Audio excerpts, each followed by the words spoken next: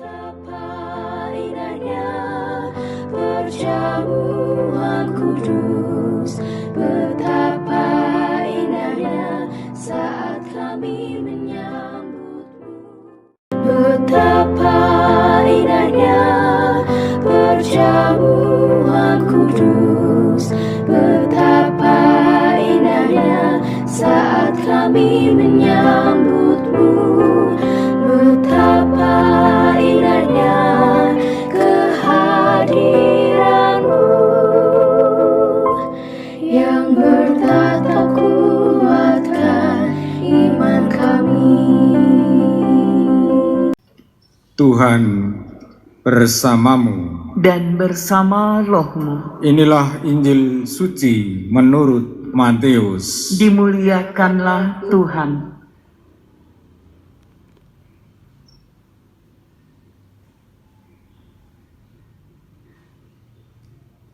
Pada suatu hari, Yesus meninggalkan orang banyak lalu pulang. Para murid kemudian datang dan berkata kepadanya, "Jelaskanlah kepada kami arti perumpamaan tentang lalang di ladang itu." Jawab Yesus, "Orang yang menaburkan benih baik ialah Anak Manusia. Ladang itu ialah dunia. Benih yang baik adalah anak-anak kerajaan, dan lalang adalah anak-anak si jahat.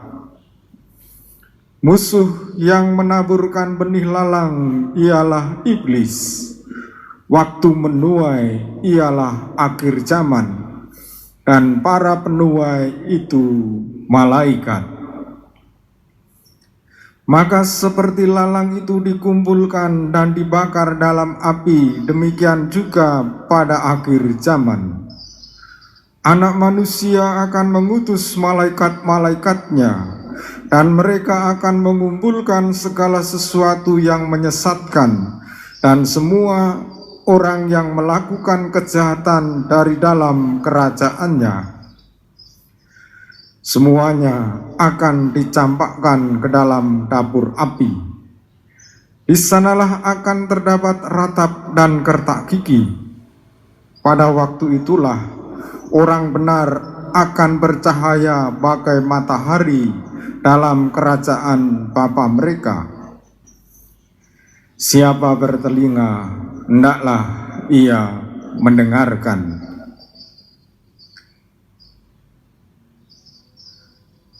Demikianlah sabda Tuhan.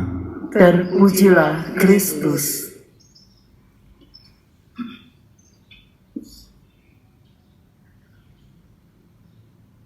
Umat Allah yang terkasih,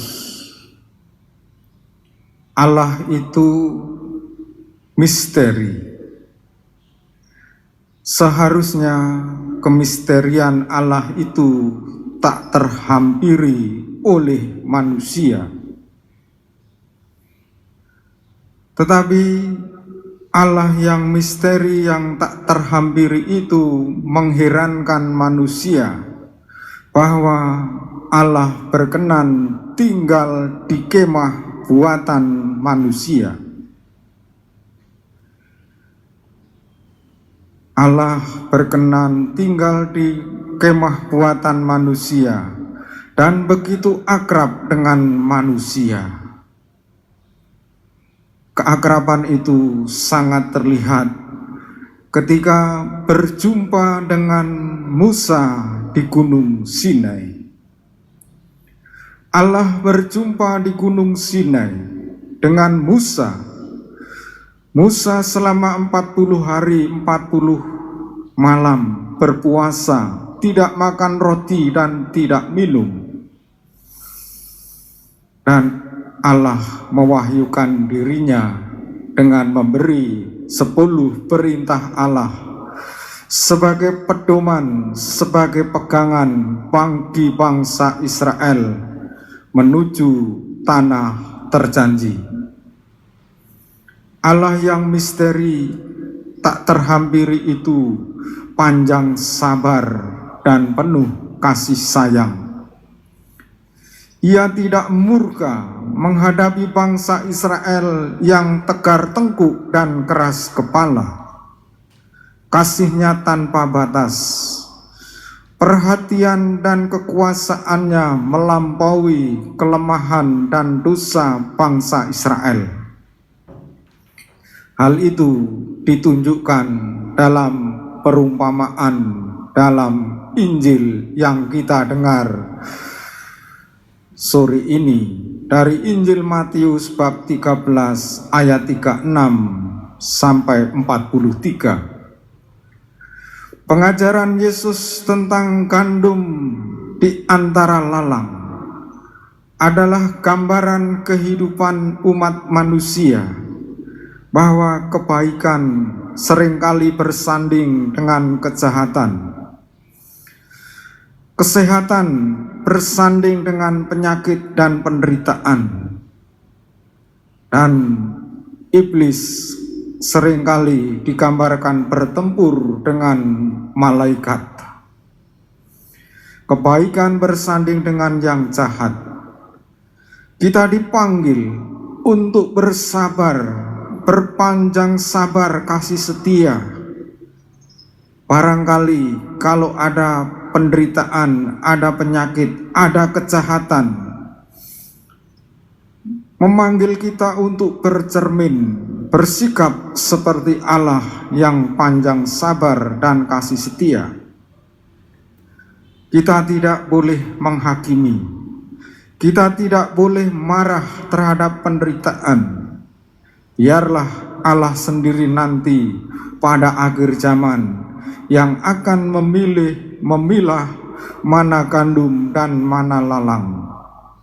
Dan lalang akhirnya akan mengering dan dibakar dalam dapur api. Kita dipanggil untuk menjadi orang benar. Orang benar nanti pada akhirnya akan bercahaya bagai matahari dalam kerajaan Bapa di surga. Dan orang benar itu memperoleh kekuatannya bukan dari upayanya sendiri, tetapi dari Allah yang maha kuasa, yang panjang sabar dan penuh kasih setia. Dalam kelemahan hidup kita, justru semakin nampak kasih sayang Tuhan kepada kita. Mari kita bersabar terhadap penderitaan ini, terhadap kelemahan orang lain. Mari kita menjadi orang benar. Mari kita menjadi orang yang penuh kasih sayang. Karena Allah yang tak terhampiri, penuh kasih sayang kepada manusia, sabar kepada manusia, dan kita semua dikuatkan oleh sabdanya, oleh Roh Kudus yang membimbing kita.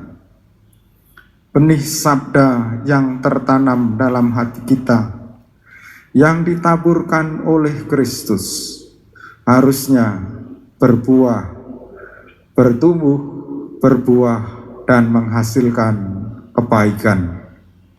Betapa indahnya kehadiran-Mu.